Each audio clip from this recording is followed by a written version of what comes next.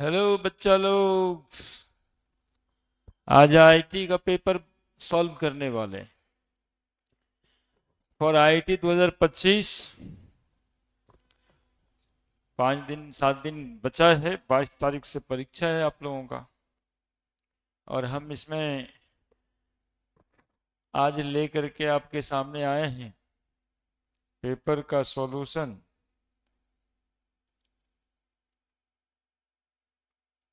IIT JEE mains 2027 है ना। JEE main 2027 shift 2 का क्वेश्चन है। तो हम एक सेट बनाएंगे आपके सामने। अभी 30 क्वेश्चन का होता है और कोशिश ये रहता है कि सिर्फ क्वेश्चंस नहीं बनाना है।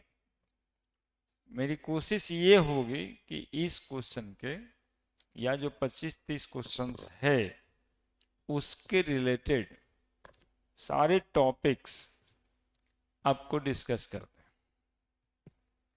ठीक है, तो ये रिवीजन में पूरा का पूरा केमिस्ट्री का रिवीजन इसके थ्रू यदि आप कर लेते हैं तो एक आपकी प्रिपरेशन को अच्छा बूस्ट मिल सकता है ना। तो वैसे मेरा एम भी है केमिस्ट्री के दम पर ही आईआईटी मेंस क्वालिफाई करें, है ना। तो मेंस में जो एक्चुअली में एम इसलिए है कि 80-85 नंबर का कट ऑफ होता है। कट ऑफ मार्क्स की बात कर रहे हैं, 85-90। और केमिस्ट्री के 25 क्वेश्चंस में से यू कैन सॉल्व ऑल और एक दो छोड़ देते। तो यदि आप 22 भी सॉल्व करते हैं तो आपको 88 मार्क्स आ जाता है। और 80 मार्क्स ऑलमोस्ट ईडब्ल्यूएस और 85 के करीब में कट ऑफ होता है। तो आईआईटी में यानी जेईई मेंस में आपके सर्टिफिकेट में पास लिखा सकता है। कॉन्सेप्चुअली यदि क्वेश्चन को सॉल्व करते हैं तो आपको एक प्रिपरेशन का तरीका मिलता है कि how we prepare, now what is left. ये क्वेश्चन आया था तो इसके अगल बगल का क्या कॉन्सेप्ट होगा। अब जैसे ये पहला क्वेश्चन दिखाई दे रहा है, the order of relative stability of contributing structure. तो इस क्वेश्चन से हमें समझना है कि रिजोनेटिंग स्ट्रक्चर या कंट्रीब्यूटिंग स्ट्रक्चर की स्टेबिलिटी से क्वेश्चन आता है। तो स्टेबिलिटी ऑफ कंट्रीब्यूटिंग स्ट्रक्चर किस किस बात पे डिपेंड करता है, ये बात यदि हम समझेंगे तो इसके रिलेशन में जो भी क्वेश्चंस आएगा, और जानते हैं आपके इसके रिलेशन में क्वेश्चंस आते हैं। तो क्वेश्चन यहां पर ये है, क्वेश्चंस ये है CH2 डबल बॉन्ड, वहीं पे लिखते हैं CH2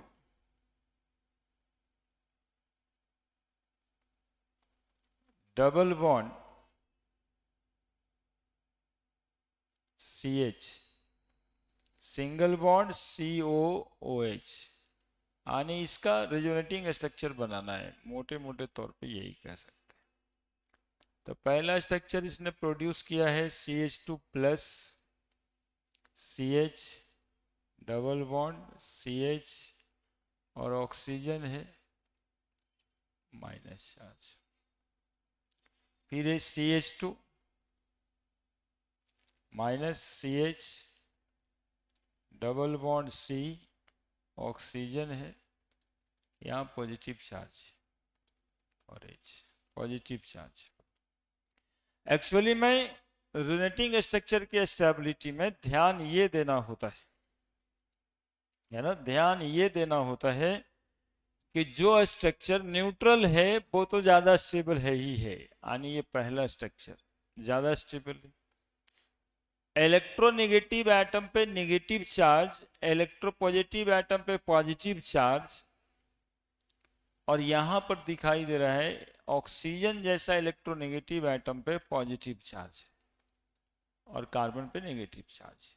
तो ये स्ट्रक्चर जहां पे ये उल्टा रहे, इलेक्ट्रोनेगेटिव एटम पे पॉजिटिव चार्ज रहे, वो तो अनस्टेबल है। तो न्यूट्रल मॉलिक्यूल है वो ज्यादा स्टेबल, इलेक्ट्रोनेगेटिव एटम पे negative charge, electro positive atom पे पॉजिटिव चार्ज, उसके बाद स्टेबल है। और यदि इलेक्ट्रोनेगेटिव एटम पे पॉजिटिव चार्ज है और इलेक्ट्रो पॉजिटिव एटम पे नेगेटिव चार्ज है तो वो अनस्टेबल है।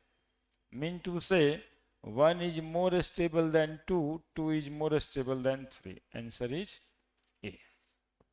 तो सिर्फ आंसर से नहीं होना है, कॉन्सेप्ट आ गया कि स्टेबिलिटी हम कैसे देखते हैं, दैट्स इंपॉर्टेंट। स्टेबिलिटी हम कैसे देखते हैं तो दैट इज इंपॉर्टेंट। क्लियर? तो अब लिए चलते हैं आपको दूसरे क्वेश्चंस पे। दूसरा क्वेश्चन जो आया है, दूसरा क्वेश्चन जो आया है वो है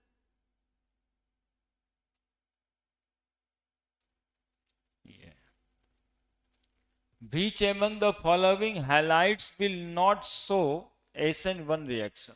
देखिए क्वेश्चंस का कॉन्सेप्ट के थ्रू जाइए।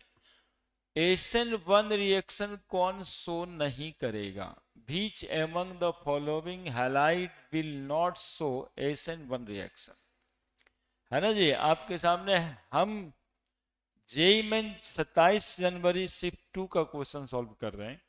जेई मेंस के प्रिपरेशन करने वाले लोगों के लिए यूजफुल होगा। अब SN1 रिएक्शन और SN2 रिएक्शन का कॉन्सेप्ट क्या है, यदि इस पे हम ध्यान दे दें तो ये क्वेश्चन भी बन जाएगा और SN1 SN2 रिएक्शन का रिवीजन भी हो जाएगा। तो SN1 और SN2 रिएक्शन, SN1 में कार्बोकैटायन का फॉर्मेशन होता है, कार्बोकैटायन का फॉर्मेशन होता है। तो मोर स्टेबल कार्बोकैटायन जो बनाएगा ना, मोर स्टेबल कार्बोकैटायन जो बनाएगा वो ज्यादा स्टेबल होगा, मोर स्टेबल कार्बोकैटायन। तो देखना है कि इस स्ट्रक्चर में सबसे ज्यादा यानी मोर स्टेबल कार्बोकैटायंस कहां पे बनेगा, वो मॉलिक्यूल SN1 रिएक्शन में जाएगा।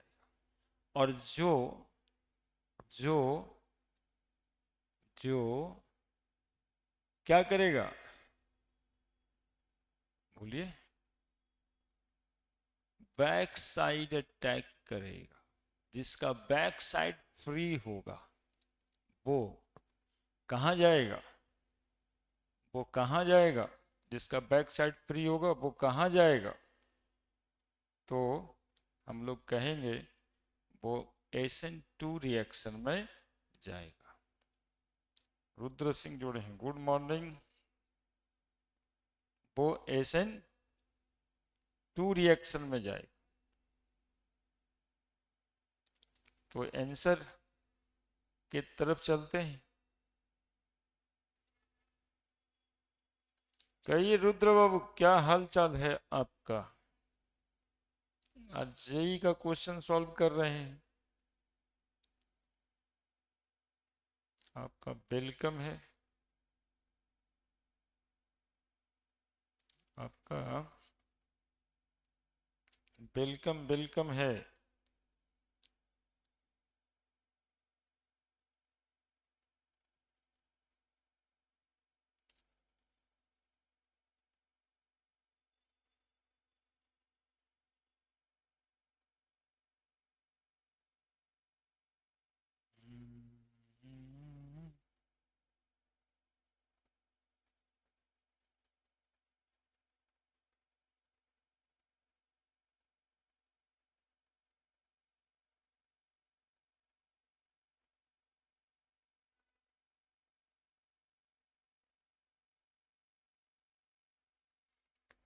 ठीक ही है, सब लोग अच्छे हैं। सवाल है सोचने के लिए तो है ही है। SN1 रिएक्शन में कार्बोकैटायन के फॉर्मेशन होते हैं, तो हमें चेक करना होता है कि जो मॉलिक्यूल कार्बोकैटायन का फॉर्मेशन स्टेबिलिटी के हिसाब से करेगा, बहुत ज़्यादा स्टेबल होगा। सवाल का जवाब लेना चाहते हैं? स्टेबल कार्बोकैटायन,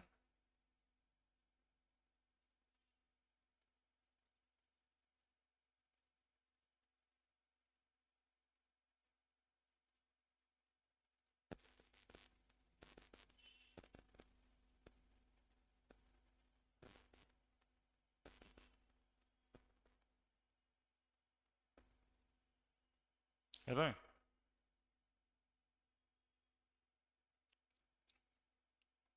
तो एशियन-1 रिएक्शन में कौन नहीं जाएगा ये पूछ रहा है, बस आंसर यहीं से कर देना है।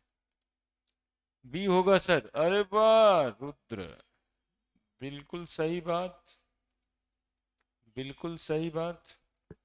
बी में डबल बॉन्ड वहीं पे है। This is not stabilised, this not form a stable carbocation.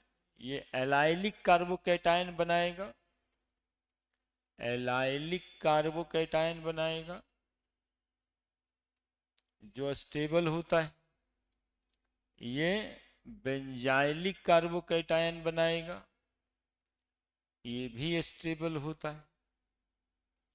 और ये एक दो कार्बन से जुड़ा है सेकेंडरी कार्बोकैटायन बनाएगा जो प्राइमरी कार्बोकैटायन से ज़्यादा स्टेबल होता है। लेकिन इस मॉलिक्यूल में विनाइल कार्बोकैटायन बनाएगा, विनाइल कार्बोकैटायन बनाएगा। तो ये एशियन-1 रिएक्शन में नहीं जाएगा, दैट इज बी नहीं जाएगा।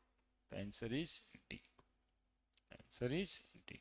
Very good Rudra, thank you for answering.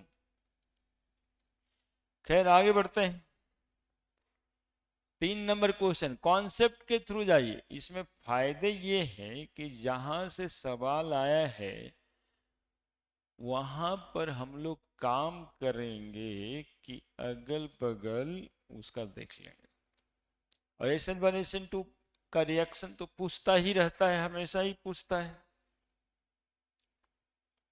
अब क्या कहता है, which of the following statement is correct about using rusting of iron. Very good. Rusting of iron, coating of iron surface by tin prevent rusting even if the tin coating is peeled off. ये very good answer तो है। Iron को यदि हम tin से coat कर देंगे तो आयरन का ऑक्सीडेशन होना बंद हो जाएगा और टीन का ऑक्सीडेशन होगा, है ना?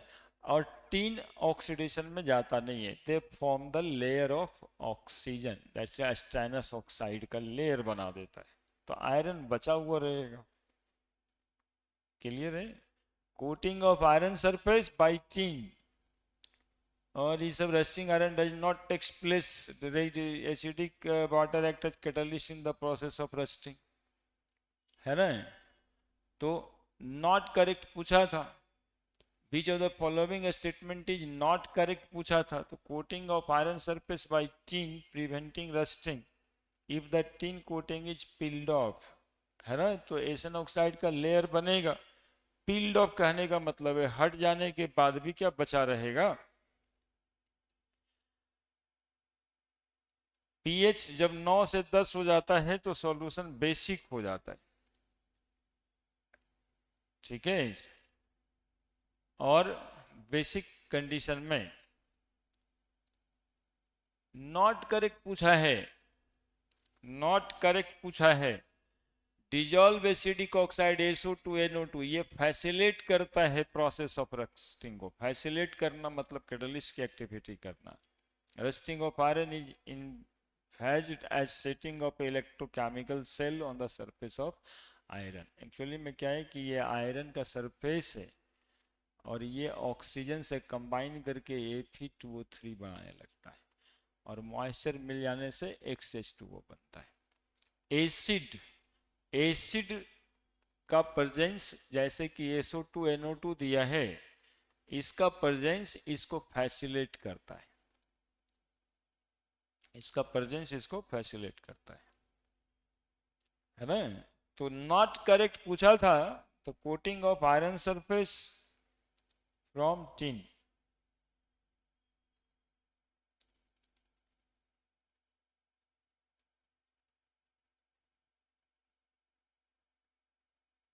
ठीक है। और टीन का रस्टिंग नहीं होना एक और बात से समझा देते हैं हम। आप देखना, एक सीरीज बताए थे, लीकबा सरकाना, मग अल मंजन, मग अल मनजन, कर कड फेकोनी, कर कड फेकोनी, सन पब हक्कू, पब हक्कू। देखो आयरन यहाँ पे है, आयरन यहाँ पे है, एसन यहाँ पे है, तो आयरन ऊपर है। तो आयरन को टीन से कोट करके करना क्या है। एक बात था कि टीन ऑक्साइड का एक लेयर बन जाएगा, लेकिन फिर कहता है tin coating is peeled of. Peeled of मतलब निकल जाएगा, तब क्या होगा, तो आयरन और कोरोजन में जाएगा और क्या होगा। Next, given below are two statement. दो स्टेटमेंट दिया, पढ़ते हैं।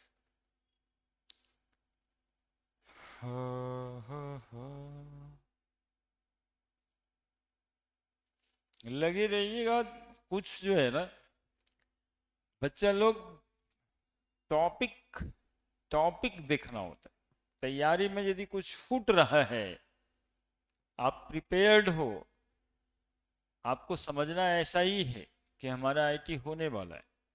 हम लोग ये क्वेश्चन जब लेके आते हैं तो बस इतना के लिए कि अगल बगल कुछ टॉपिक यदि छूट रहा है उससे तो वो कवर्ड हो जाए। दूसरी बात होता है कि हाउ वी प्रोसीड।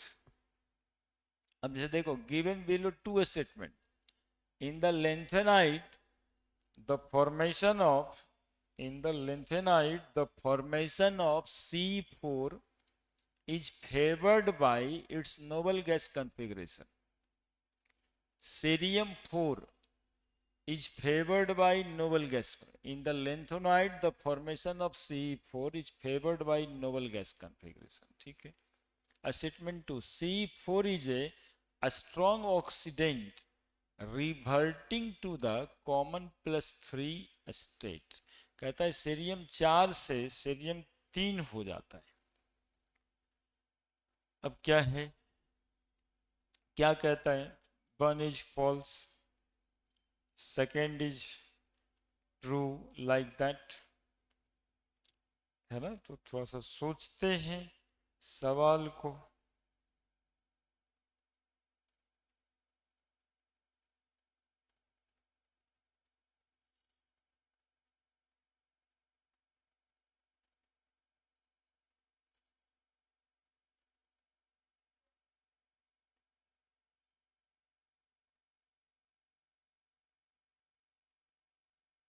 कहां से सोचना शुरू करेंगे, सोचना शुरू कहां से करेंगे।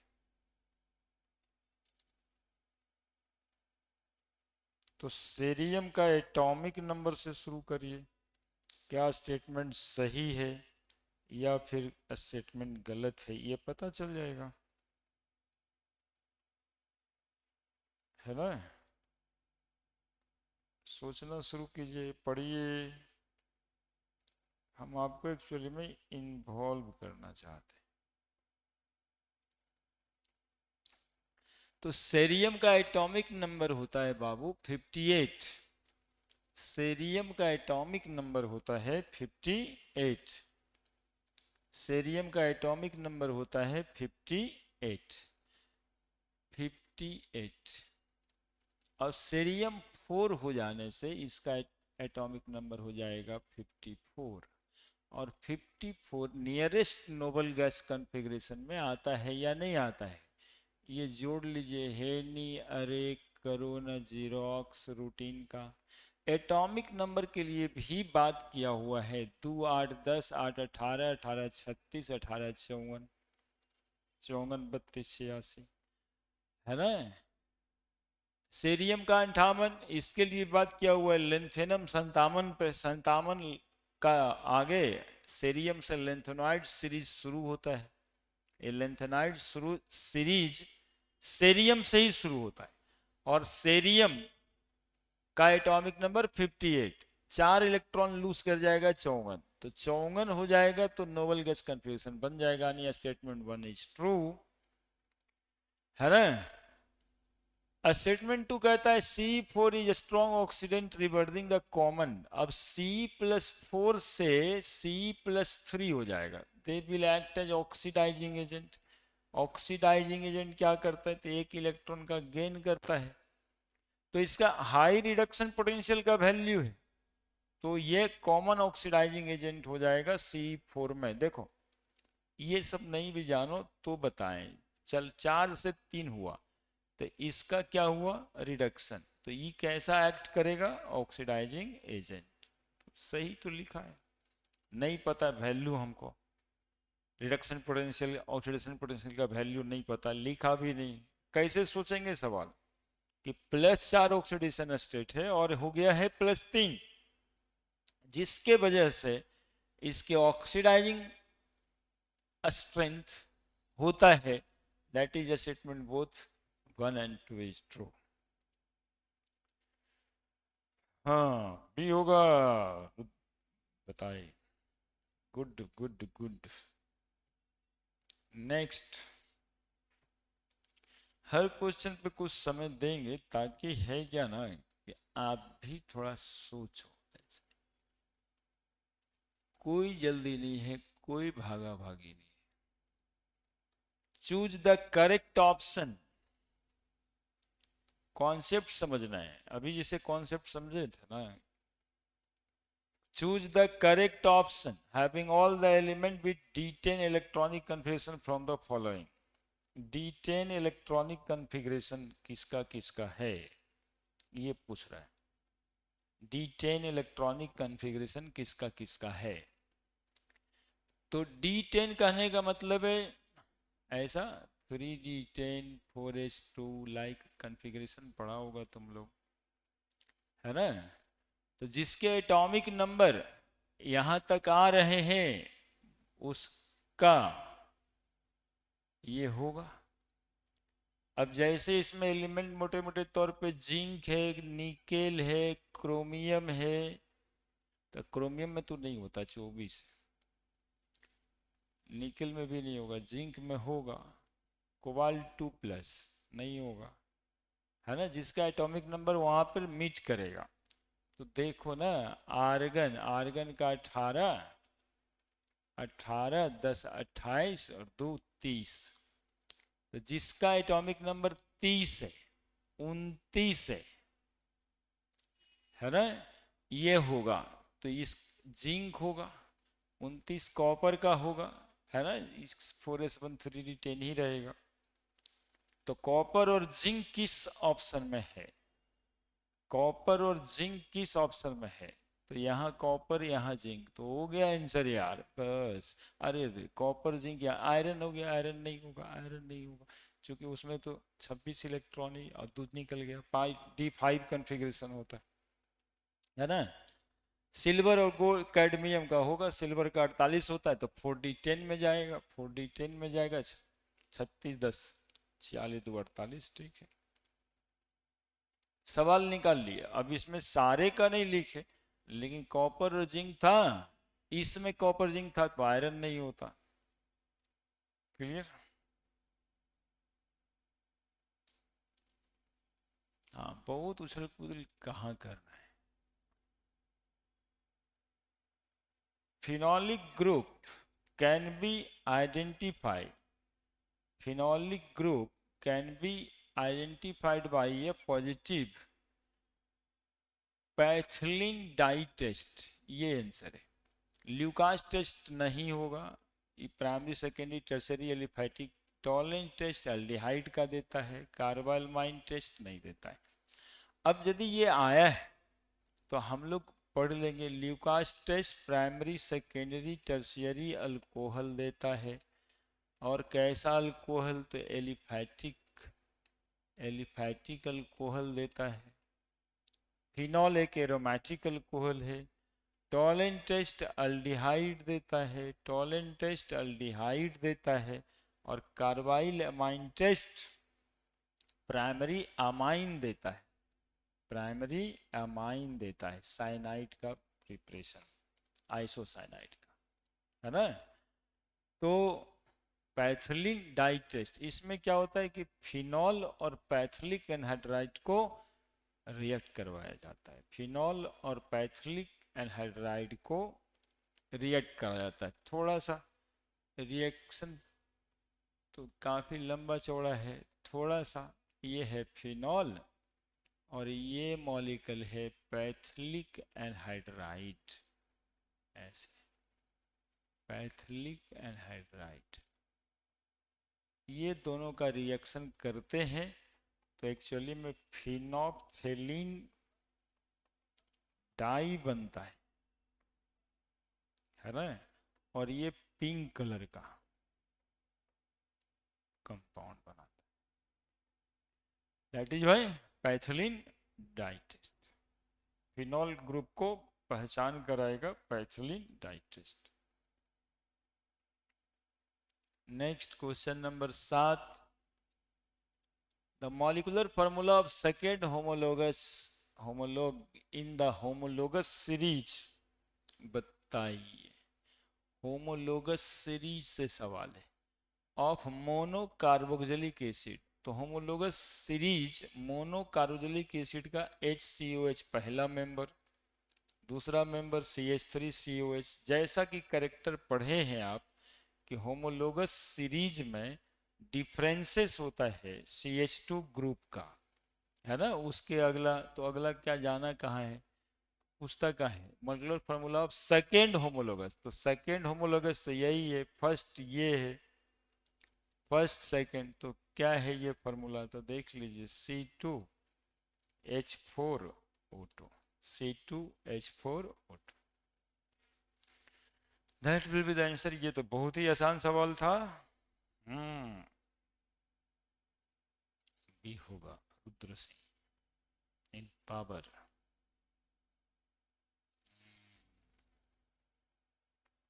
क्वेश्चन नंबर 7 हो गया।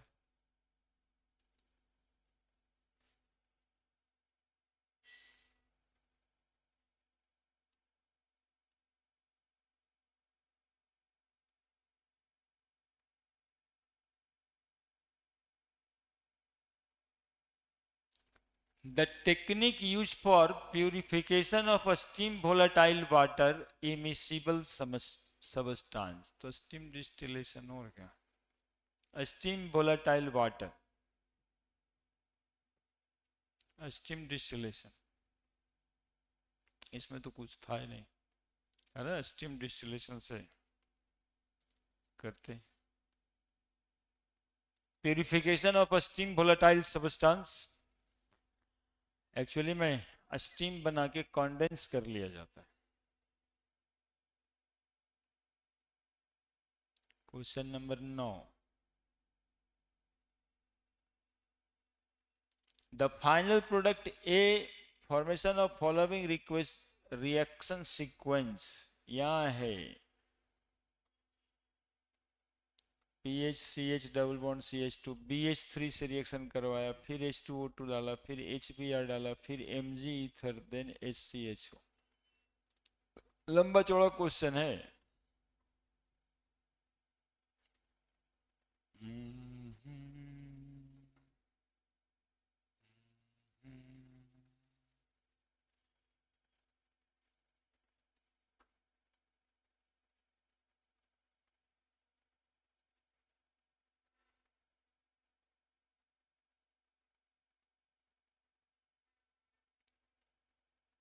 कोई इशू नहीं है।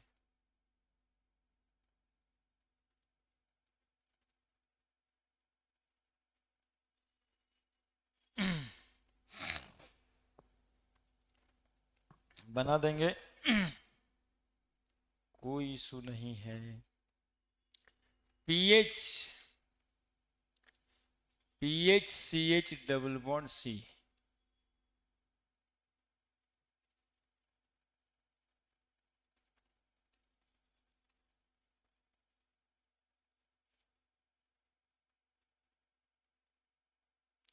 अच्छा सा कलर आ जाओ।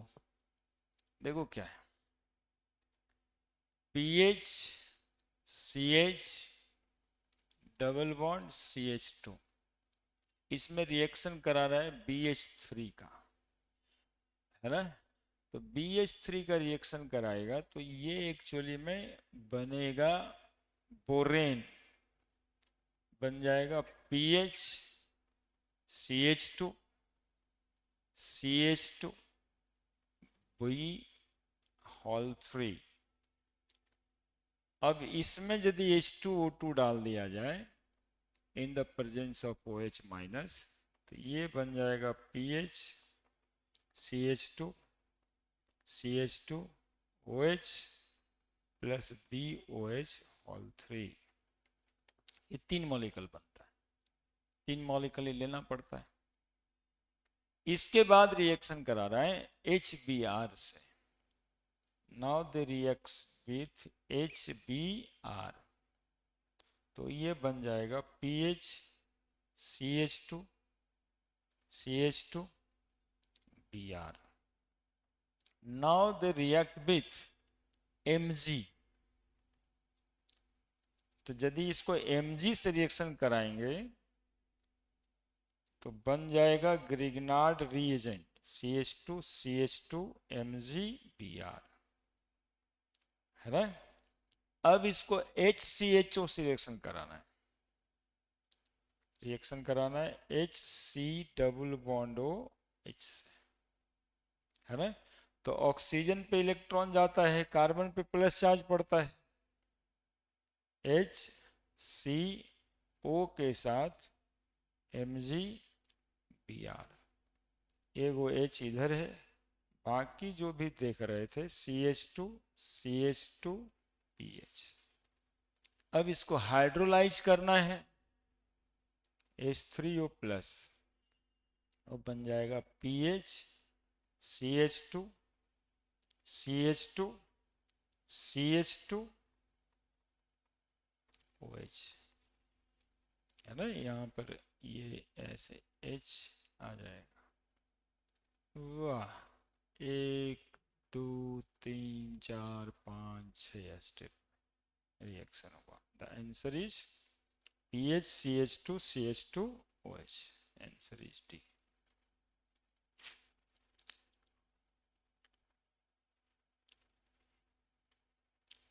देखिए भाई लोग,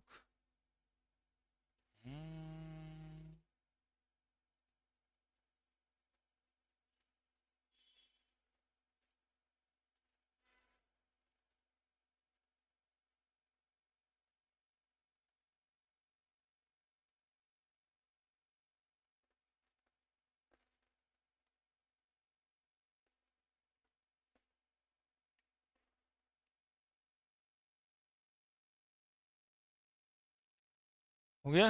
now the question number next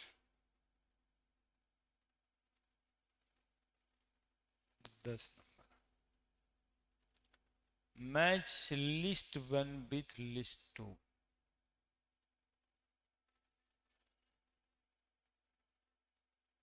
अभी देखना मुश्किल होगा।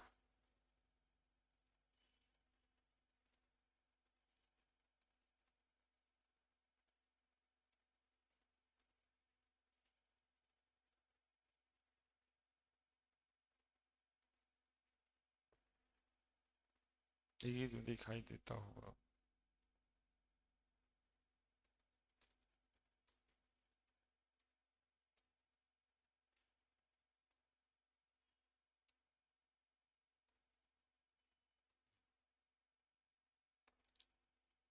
इसमें कुछ रिएक्शंस दिया हुआ है और उधर में रिएजेंट लिखा हुआ है।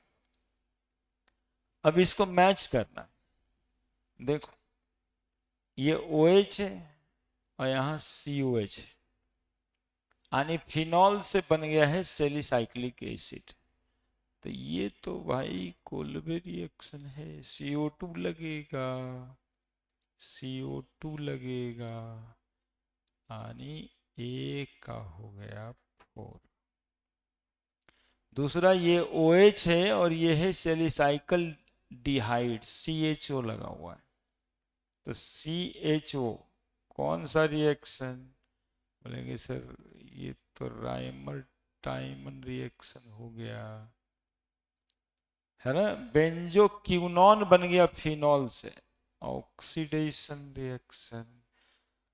अरे यार, ऑक्सीडेशन रिएक्शन हो गया। अब ये फिनॉल है और ये बन गया है ईथर, है ना। ये फिनॉल है, ये बन गया है ईथर। तो ईथर बन जाने से CH3 लगा देंगे।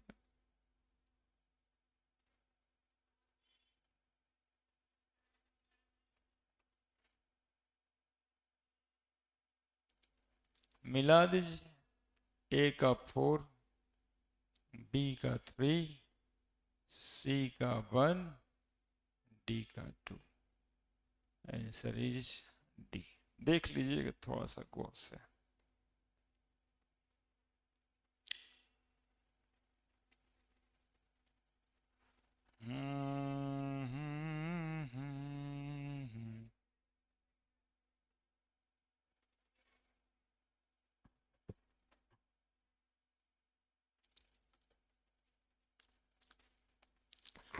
समझ ही गए होंगे। नेक्स्ट,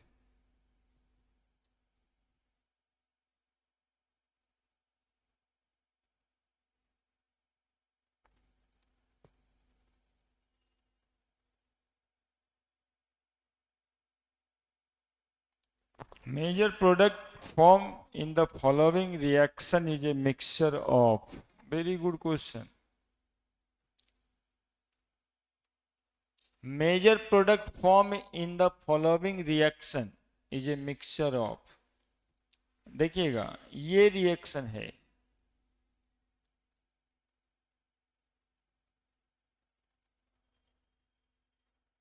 CH3 C CH3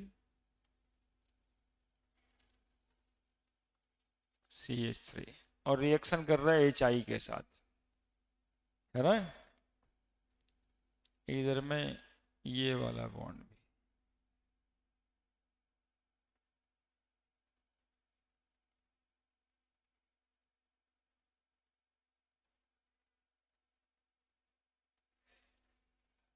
ये। तो ऑक्सीजन के पास इलेक्ट्रॉन पेयर है और वो रिजोनेंस कर रहा है, तो ये वाला बॉन्ड टूटेगा नहीं। तो टूटेगा नहीं तो हाइड्रोजन आकर के ऑक्सीजन पे जुड़ जाएगा। तो फिनॉल OH OH OH, यहाँ भी वहां भी OH, CH3 CH3 CH3 I, that will be the answer, है ना। भी होगा सर, बिल्कुल सही।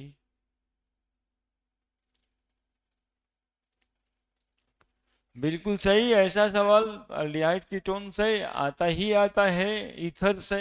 ईथर का यही तो एक सवाल ही है।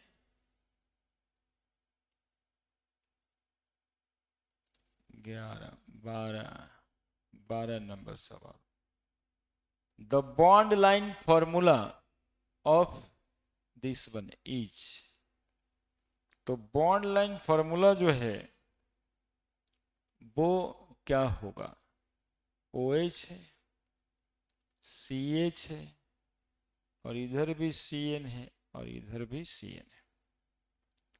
तो कार्बन इसमें दिखाई नहीं देता है। एक कार्बन जिस पर 2 CN लगा हुआ है, तो ये तो बॉन्ड लाइन है ही नहीं ना। बॉन्ड लाइन है ही नहीं, बॉन्ड लाइन है ही नहीं, यही है वो, तो बॉन्ड लाइन है यार। तो बिल्कुल आसान ही पड़ गया। यही तो एक बॉन्ड लाइन है, यहाँ कार्बन होगा, 2 CN है, 2 CN है, 1 OH है। Answer is 4। ये बिल्कुल आसान वाला ही था, बॉन्ड लाइन नोटेशन का सवाल। बताइए कि बॉन्ड लाइन नोटेशन कौन सा होगा। ठीक है, 12 नंबर हो गया। 15 तक ही बताएंगे, 15 के बाद फिर एक और सेशन लेंगे। थोड़ा धीरे धीरे ही काम करना है। 13 number. Given below the two statement, oxygen being the first member of group 16, oxygen being the first member of group 16, oxygen being the first member of group 16 exhibit only -2 oxidation state. Down the group 16, a stability of +4 oxidation state decreases and +6 oxidation state increases. देखिए क्या है, ये oxygen is the first member, तो ठीक ही तो है, ओसो से टेपो चुरा लिया, तो ऑक्सीजन पहला मेंबर है, फर्स्ट मेंबर ऑफ ग्रुप 16, 16वें ग्रुप का पहला मेंबर है ऑक्सीजन। ऑक्सीडेशन स्टेट इसका -2 होता है, ये भी तो सही है। Down the group 16 stability of +4, देखो सल्फर के बाद ऑक्सीडेशन नंबर +2 भी होता है, +4 भी होता है और +6 भी होता है, +2 भी होता है, +4 भी होता है और +6 भी होता है, +2 भी होता है, +4 भी होता है और +6 भी होता है। लेकिन ये 4 और 6 की स्टेबिलिटी नीचे जाने से डिक्रीज करता है, स्टेबिलिटी डिक्रीजेज, स्टेबिलिटी डिक्रीजेज, +6 वाले की स्टेबिलिटी डिक्रीज करती है due to inert pair effect. Down the group 16 stability of +4 oxidation state decreases and +6 oxidation state increases. ये तो गड़बड़ लिख दिया ना, +6 ऑक्सीडेशन स्टेट की स्टेबिलिटी इंक्रीजेज, गड़बड़ लिख दिया, स्टेबिलिटी डिक्रीजेज। हाँ तो यही तो है, तो 13 का आंसर क्या हो जाना चाहिए?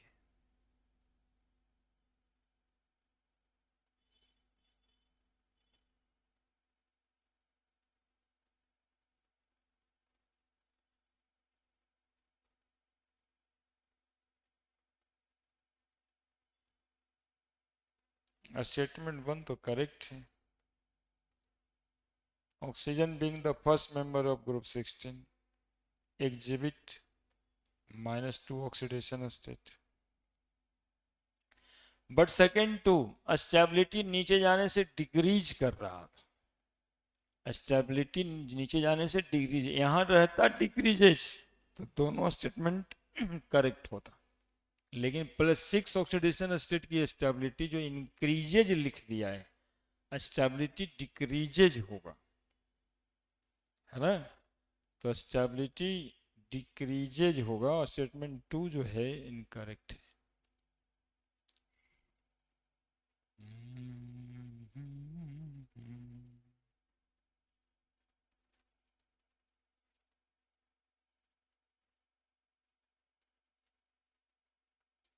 Identify from the following species in which D2sp3 hybridization is shown by central atom. Central atom D2sp3 hybridisation, coordination compound वाले मॉलिक्यूल D2sp3 हाइब्रिडाइजेशन शो करते हैं when ligand is strong. Ligand strong होने से d orbital टूट जाता है, d orbital टूट जाता है, d ऑर्बिटल टूट जाता है दो सेट ऑफ ऑर्बिटल में, जिसको बोलते हैं T2g एंड Dg।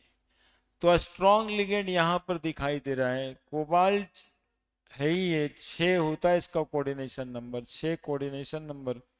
अब PTCl4 इसका कोऑर्डिनेशन नंबर 4 है, इसमें D2sp3 हाइब्रिडाइजेशन होगा ही नहीं, और ये दो मॉलिक्यूल sp3d sp3d2 वाला है, आंसर इज ए। अब यदि निकालना रहता कि BRF5 में कितना सर होगा, तो इसके लिए एक तरीका बताए हैं बाबू, BRF5 का हाइब्रिडाइजेशन क्या होगा, तो इसमें वैलेंस इलेक्ट्रॉन की संख्या को जोड़िए, 7 7 गुना 5, तो 7 और 7 बजे 35, 35 और 7 42, 8 डिवाइडेड बाई 42 8, 5 या 40, बच गया 2। अब 2 को 2 से डिवाइड कर दीजिए, 1 कट गया, 5 1 6 आया ये नंबर, और 6 आया तो हाइब्रिडाइजेशन होगा sp3d2, यानी BRF5 मॉलिक्यूल की हाइब्रिडाइजेशन होगी sp3d2। वहीं पे SF6 का हाइब्रिडाइजेशन क्या होगा, तो SF6 में भी सल्फर का वैलेंस इलेक्ट्रॉन 6 और क्लोरीन का 7 गुना 6, तो 6 plus 42 is equal to 48। 8 divide कर देंगे 48 से, 6 आ जाएगा, है ना। ये ट्रिक है हाइब्रिडाइजेशन निकालने का कि टोटल वैलेंस इलेक्ट्रॉन को हम लोग जोड़ देते हैं, जो भी मॉलिक्यूल में एटम प्रेजेंट है उसके वैलेंस इलेक्ट्रॉन को जोड़ देते हैं और जोड़ के 8 से डिवाइड कर देते हैं। तो डिवीजन के बाद जो नंबर आता है उस नंबर से हम लोग देखते हैं। 3 1 4 sp3d2, SF6 का भी हाइब्रिडाइजेशन sp3d2।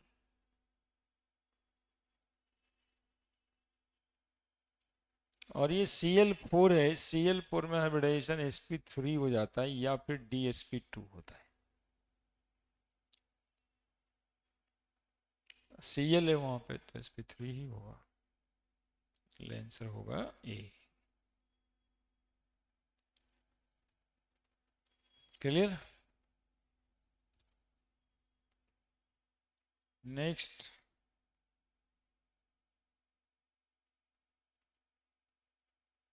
15 नंबर।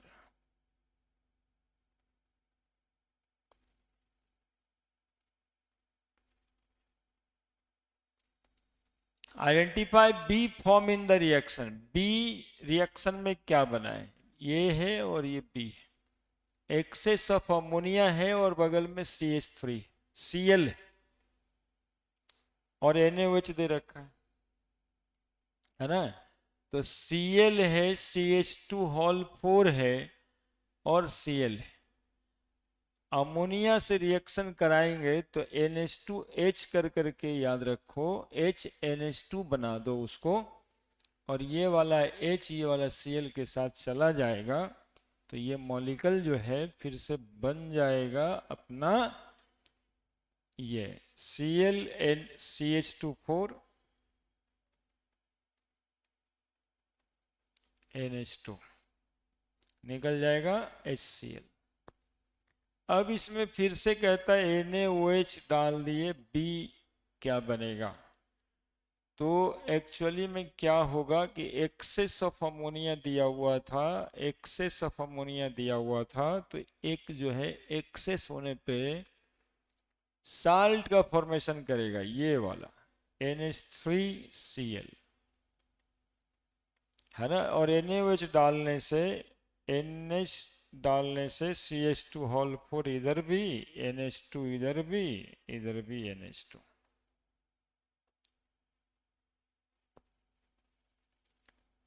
यही है मोटे मोटे तौर पे आप कह सकते हैं कि सीधा ClCH2 whole 4 Cl excess of NH3 CH2 whole 4, इधर भी NH2 और इधर भी NH2, बात खत्म। इसी के साथ है NaOH रख दीजिए, है ना। पहले साल्ट बना लेता है और साल्ट बना करके NH2 टूट जाता है साल्ट। तो ये हो गया आपका 15 क्वेश्चन। 15 क्वेश्चन हम शाम में 7 बजे बताएंगे, है ना। 15 क्वेश्चन शाम में 7 बजे मेरे साथ जुड़िए, देखिएगा फायदा ही होगा, कुछ ना कुछ फायदा होगा। 1 घंटा आधा घंटा का सेशन है, जुड़ेंगे कुछ सीख लेंगे, उसी के हिसाब से रिवीजन कर लेंगे और रिवीजन करके फिर से जुड़ेंगे। इसी पेपर का यानी जनवरी 27 शिफ्ट 2 15 क्वेश्चन और बताना है, ठीक है। 15 क्वेश्चन का सेशन लिए हैं, चाह तो अभी और रहे लेकिन कुछ मजबूरी बस, ठीक है। फिर शाम में मिलते, थैंक यू, बाय।